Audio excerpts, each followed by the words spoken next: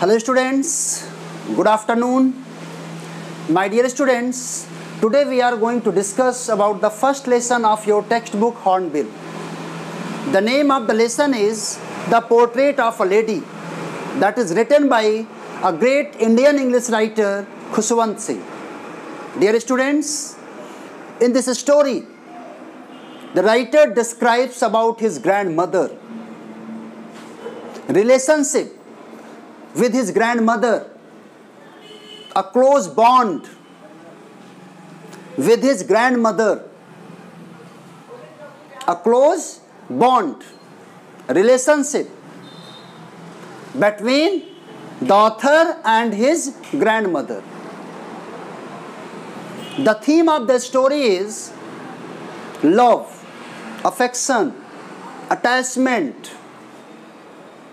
human relationship, love, care, how our parents give us time, love, caring, attachment, a great love. Grandmother, grandfather, parents. In this story, the writer describes about human relationship, about his grandmother, her love, her caring, her attachment. Means, in this story, the writer wants to convey a message that we should love our grandfather, grandmother, parents. Okay? My dear students, this is a close relationship between a grandmother and a grandson. Okay?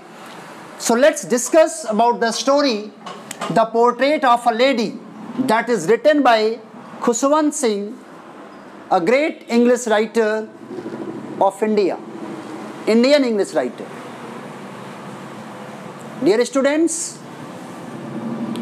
in this story, the writer describes about his childhood days. Childhood days spent with his grandmother. His grandmother, in the first paragraph of the story, he describes about her grandmother. She was very beautiful. She was fat, but a little bent. She was a religious lady. She was a caring lady. She loved him very much. She worships to God every day, reciting prayers, telling beads her rosary every day. She was engaged in her prayers,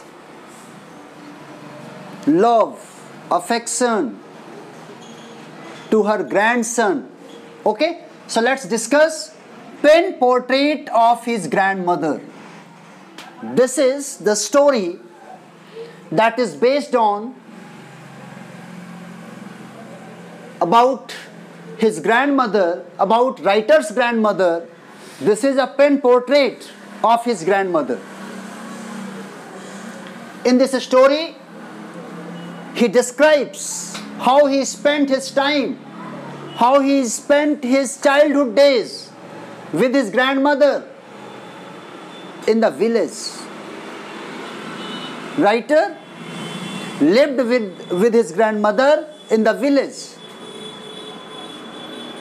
In the beginning of the story, writer describes a photograph of his grandfather. Then he describes about his grandmother, her beauty. Last 20 years, writers writer says that his grandmother had been old and wrinkled for 20 years. 20 years से उनकी जो grandmother है वो वैसे ही beautiful थी, थोड़ा सा वो रिंकल्ड फेस था उनका, फैट थी थोड़ा सा, लिटिल बेंट, लेकिन वो जो है उन्हें बहुत प्यार करती थी. Her grandmother loved him very much. So at the starting of the story author describes about her physique, her personality, her nature, and then writer says that they were good friends. When the writer lived in the village with his grandmother, they became good friends. They were good friends. Why? Because they were living constantly in the village together. अपनी grandmother के साथ वो गांव में रहते थे, एक साथ रहते थे. उनका जो अटैचमेंट था अपनी ग्रैंडमदर से वो बहुत ज़्यादा हो गया था, इसलिए वो दोनों एज अ फ्रेंड एक गुड फ्रेंड्स बन गए थे. ठीक है. उनके जो पेरेंट्स थे, राइटर के जो पेरेंट्स थे, वो गांव से शहर चले गए थे. They went to live in the city. और जब वो वहाँ पे सेटल हो गए, वहाँ रहने लगे, इधर राइटर और उनकी ग्रैंडमदर वो गांव में ही रहते थे. राइटर गांव के ही एक स्कूल में पढ़ते थे, school come temple. School was attached with the temple. School और टेम्पल दोनों एक दूसरे से अटैच था, इसलिए जो ऑथर की जो ग्रैंडमदर है वो ऑथर के साथ ही स्कूल जाती थी. वो स्कूल में उसे छोड़ती थी और अपना टेम्पल में रहती थी. वहाँ पे प्रेयर करती थी, स्क्रिप्चर्स पढ़ती थी, रीडिंग करती थी, कीर्तन भजन करती थी. ठीक है. और भी जो वुमेन थी वहाँ पे उनके साथ वो मंदिर पे रहती थी. और एक साथ जैसे उधर स्कूल ओवर होता था, इनका यहाँ पे इनकी एक्टिविटीज ओवर होती थी, फिर वापस घर आते थे. तो पूरा जो टाइम है राइटर का वो अपनी ग्रैंडमदर के साथ स्पेंड होता था. That's why they were good friends. अच्छे फ्रेंड्स बन गए थे. वो एक रिलीजियस कंजर्वेटिव लेडी थी, लेकिन she was a very kind hearted lady. बहुत काइंड हार्टेड, बहुत सिंपैथी दूसरों के लिए. Not only human beings but also for animals, birds. किस तरह से वो विलेज डॉग्स को चपाती खिलाती हैं, शहर में जाने के बाद वहाँ पे स्पैरोज को फीडिंग कराना, ये जो सारी एक्टिविटीज़ है ये प्रूफ करती थी कि she was a religious kind hearted lady. A great love for human being, for animals, birds. ठीक है.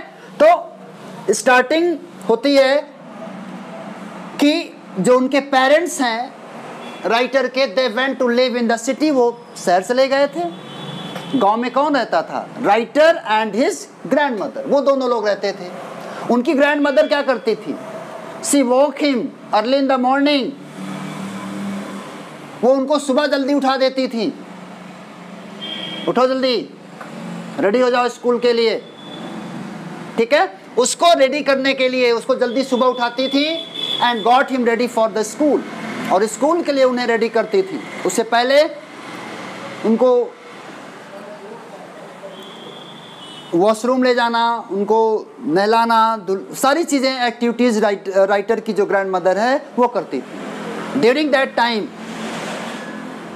She used to tell him about prayers, about God. वो धीरे धीरे गुनगुनाती रहती थी, प्रेयर गुनगुनाती रहती थी, कोई भजन गाती रहती थी, कोई प्रेयर्स गॉड की बोलती रहती थी. किस लिए? वो एक्सपेक्ट करती थी कि जो मैं बोल रही हूँ ये डेली सुनने से राइटर को भी क्या हो जाएगा?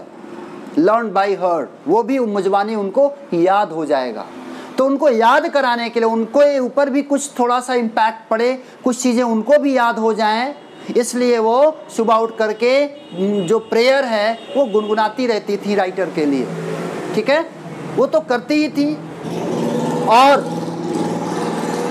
मॉर्निंग से ही लेके इवनिंग तक प्रेयर करना, पूजा पाठ करना, टेलिंग बीट्स, हर रोजरी, माला जपना, ये सारी एक्टिविटीज उनकी होती थी।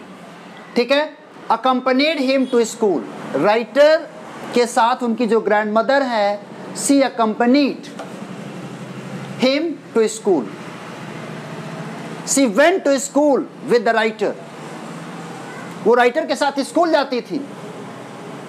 आगे रेडी करना, already I have told you that she made him ready for school.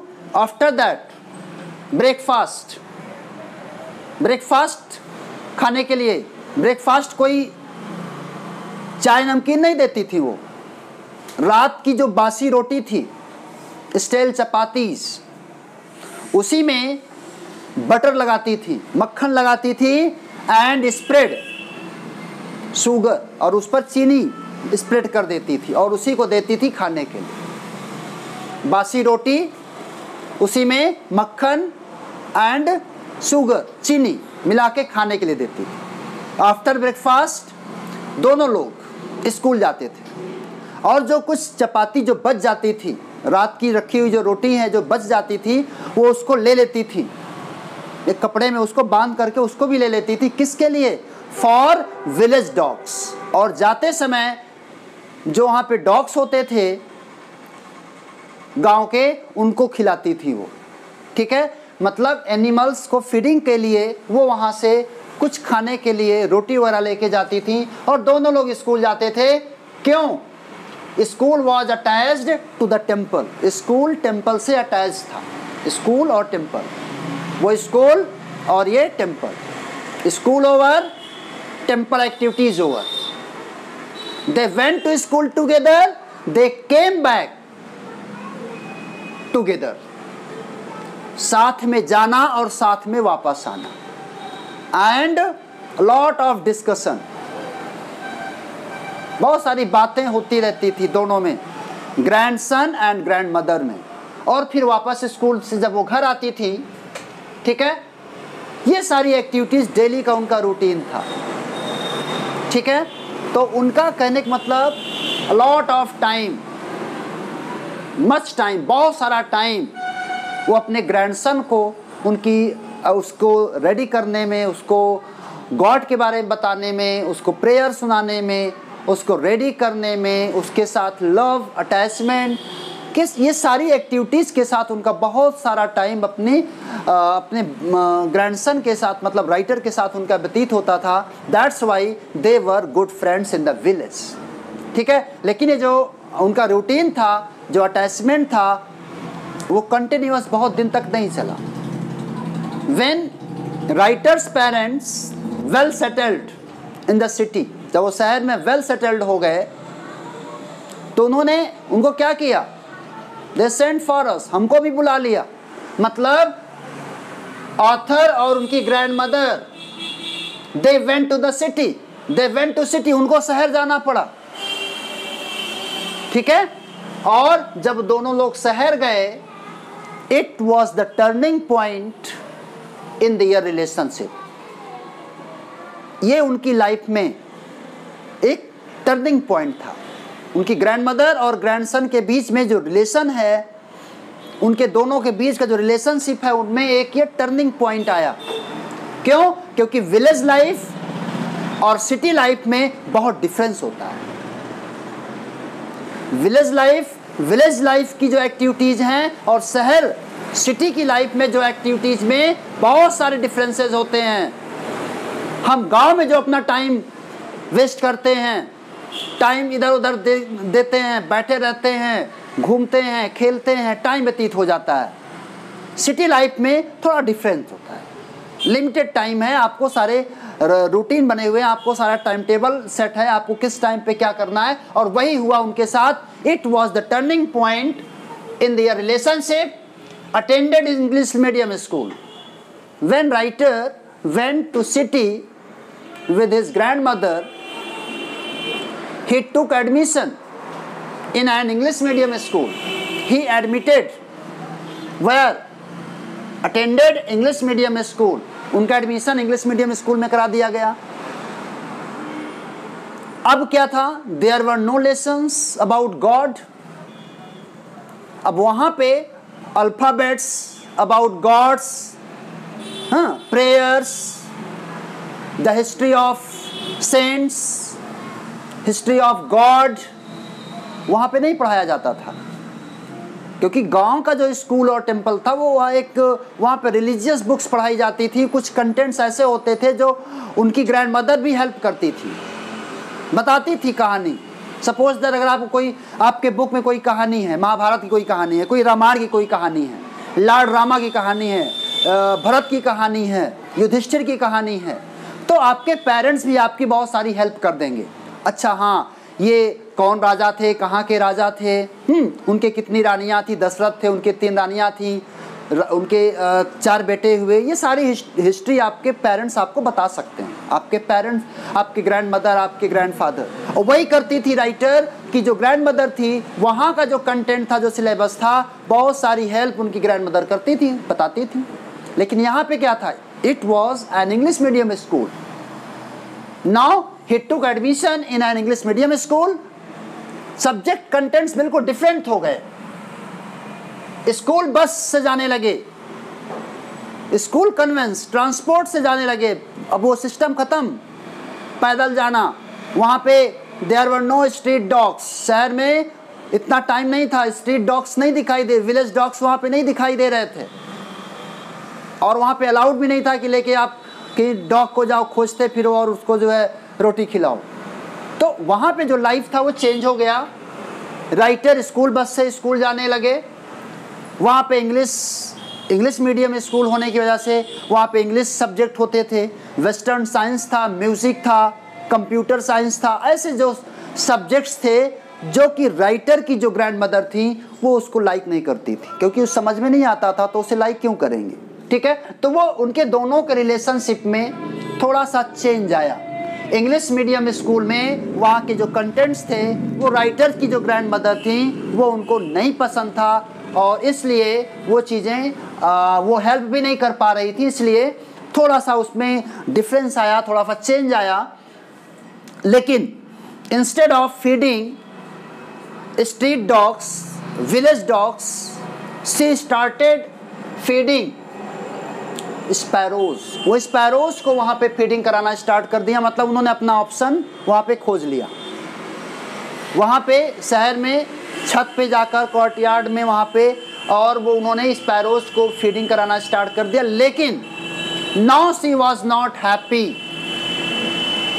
अगर कंपेयर करें विलेज लाइफ में तो यहाँ पे वो बहुत ज़्यादा खुश नहीं थी, वो अनहैप्पी थी, सैड थी।